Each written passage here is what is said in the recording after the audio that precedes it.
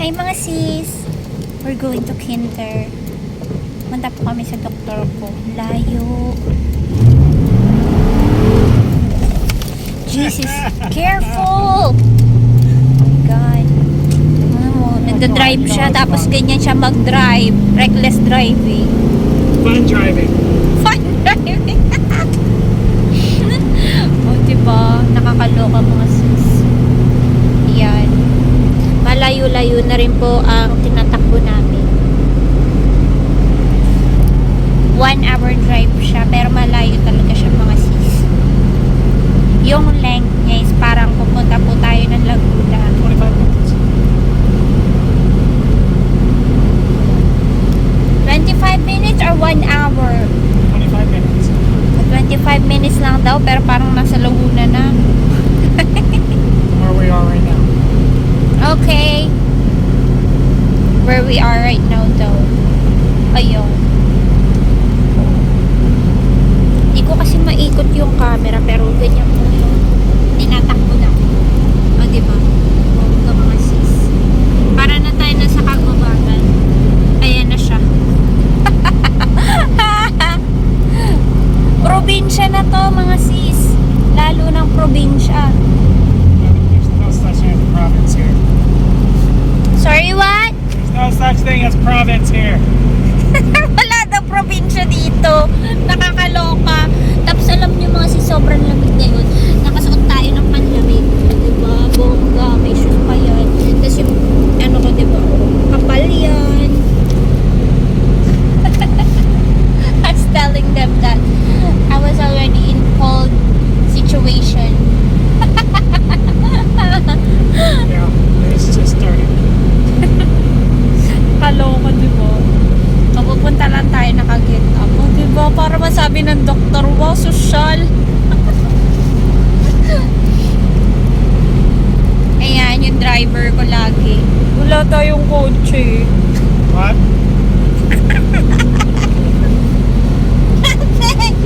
I was telling them you're my driver. Personal driver.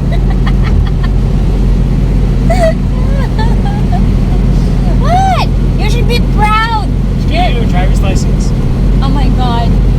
I was telling to them that you're my driver, personal driver. Look at me, I'm like Ariana Grande.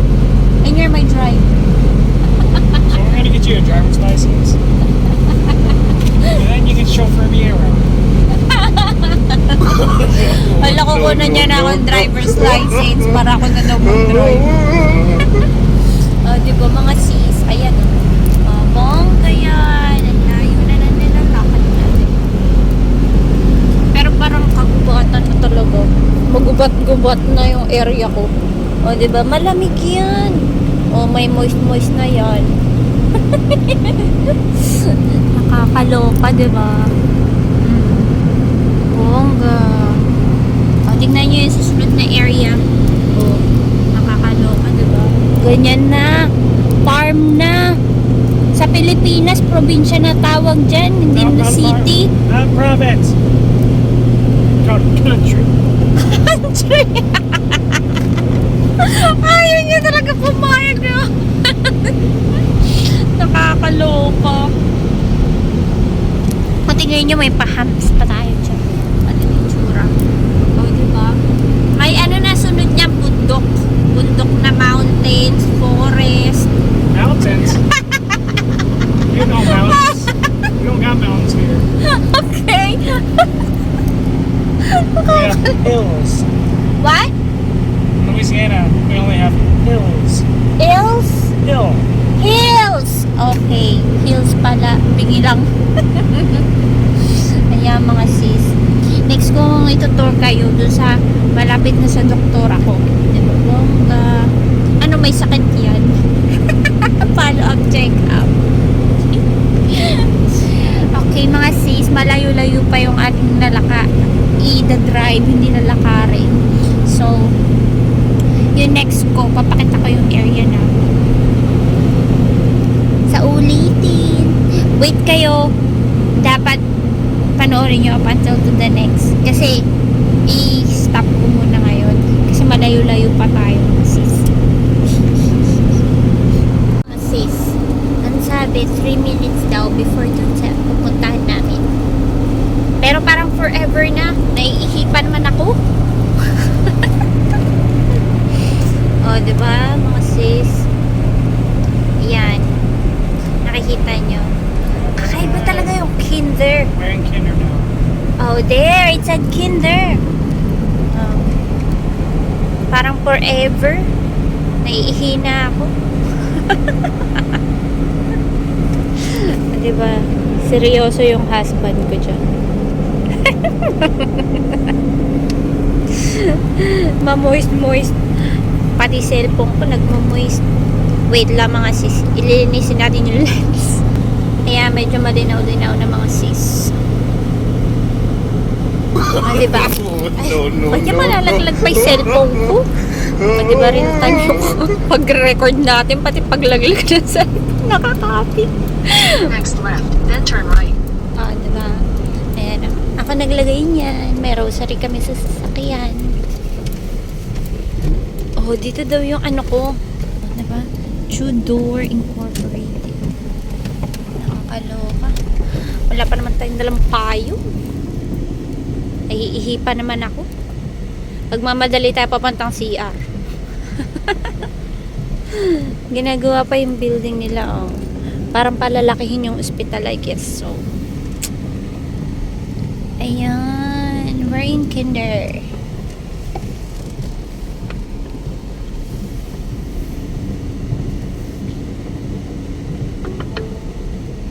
Your destination is on the left. Our destination is on the left. Ah, yan na siya. O, pag binasa nyo mga sis. Allen Parish Hospital. Kung ano po kayo, galing Pilipinas, pag wala po kayo mahanap na doctors, masyado kasi sila dito mahigpit. So, kung gusto nyo pong pumunta sa mga doktor na hindi mahirap kunin, since alien tayo mga sis, hindi talaga tayo taga US, so kailangan natin humanap ng doktor na allocated ng insurance. Ayan, wait lang mga sis, kailangan ko na talaga mag CR. I-continue natin yung usapan later mamaya kung gusto nyo malaman kung papunta pa lang kayo US, hanap kayo ng doktor, kasi dami naming tinanungan. Bali, yung tinanungan namin, siguro mga 2 o 3, dinidecline tayo sis. So, kailangan natin manap ng doktor na accredited ng insurance. Ayun, ikukwento ko sa inyo mamaya lahat. I need to go to the comfort room na. Maka, I need to go to the comfort room! Wow! Oh my God. Sige mga sis, continue later. Wait. Oh my God. It's a middle of nowhere small hospital. I don't think so. They still look good. You see?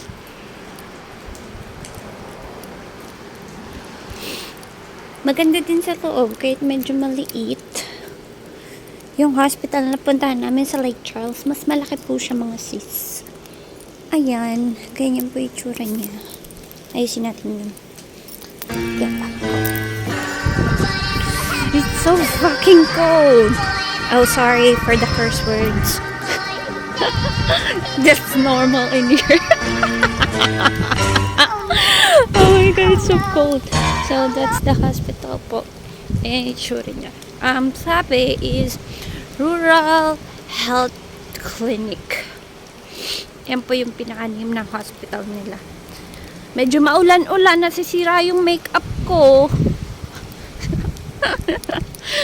Pero yun po, gusto ko po ipakita sa inyo and sa family ko sa Philippines. Ganito po yung itsura nila dito. Masarap sa kotse, may heater. Dito nangangatog na ako. Oh my God, it's so cold in here mga sis. Ayan. So, yan yung husband ko. Yan. O, diba may tower? May pa-tower tayo. Ganyan po yung tsura. Okay. Crazy woman. I'm crazy woman. I'm doing videoing. I'm showing it to my viewers. Can you be nice? You're showing to them how crazy you are. I need the heater. Open the heater. It's so cold. It's really cold. Oh my God. Nakakatog po tayo. Tingnan nyo. Wala nang dugo yung kamay ko, mga sis. Ang lamig sa labas. Grabe yung lamig. Sira pa yung makeup natin. Get up. Para makita ng aking doktor. Wow, sosyal. O, diba? Taga Pilipinas. Ayan.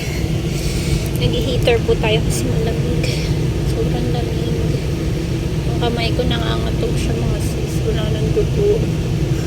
Ayan. So, ayun po. Shinare ko lang po sa inyo yung itsura ng kinder. And then, my husband is there. Hey, smile.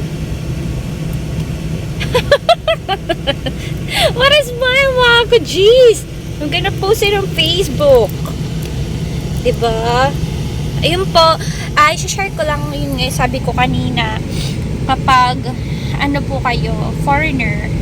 So, dito po kasi may mga primary insurance po sila, tas secondary insurance.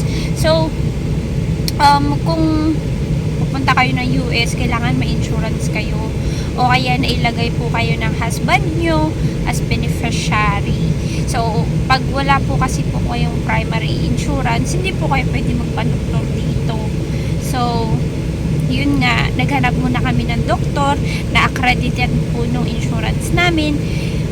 Dito po kasi sa US, meron sila mga different insurance. Blue Shield, Blue Cross, ganyan, Medicare, tapos, what's the other insurance in here? Medicare, Blue Shield, Blue Cross. I only know Blue Shield, Blue Cross. Okay. That's the insurance I got through my company, but I can't get you added to it because you don't have a social security number. Okay. My God. So, you gotta jump through hoops just to get yourself insurance. Yeah. But we got you insurance. Yeah. It's under Medicare. We got you insurance. Okay. Ay nga pala, pag dito, Medicare para sa... Without an SSI. Okay. Never mind muna, mga sis, pakinggan nyo. Don't never mind me. Pag Medicare dito, para yun sa mga not older people, sabihin natin. That's Medicaid. Okay, Medicaid for older people. Or is it Medicare is for older. You got Medicaid. Okay, I got I'm not sure Medicaid. it's one of these. One of us were old people. Okay, jeez. Yun. So, pag kailangan yun insurance, pag magpapadoktor kayo dito, yun nga, Okay. sabi ko. I should say old people. Elderly. Okay, elderly. Okay. Sorry mga sis, sumahaba yung vlog ko kasi kaka-add niya ng mga words. So, yun nga, pag magpapadoktor po kayo, kung gusto nyo pong pumunta ng doktor, pwede kayo pumunta dito sa doktora ko. Ayan. Rural Health Clinic sa Kinder. Kung nasa part po kayo ng Louisiana. So, for people na wala pa pong insurance, pwede po kayong kumuha sa Medicare or Medicaid.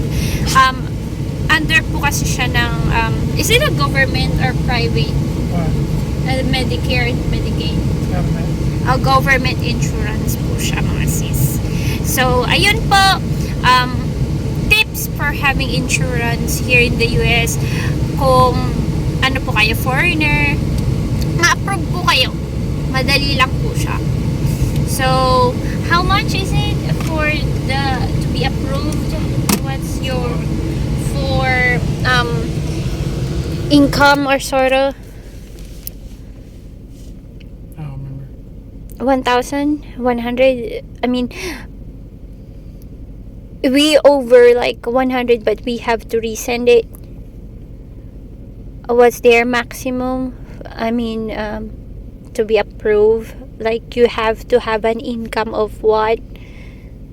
$1,200. A lot more than that. I can't remember though. Okay, but It's it's 20-something thousand. 20,000. Okay. 20-something. Okay. Oh, yun mga sis. Pag may jowa kayo dyan, o kaya kayo, pupunta kayo ng US, mag-work kayo, pwedeng may ganun kayo munang income para ma-approve kayo agad. Pero it's under government, so madali lang siya. Pero kung meron na kayong insurance, pa-add lang kayo sa jowa nyo, sa hubby nyo, sa beneficiary, yun. May insurance na kayo. See you in the next vlog mga sis! Bye-bye! Say bye! Smile! Love you!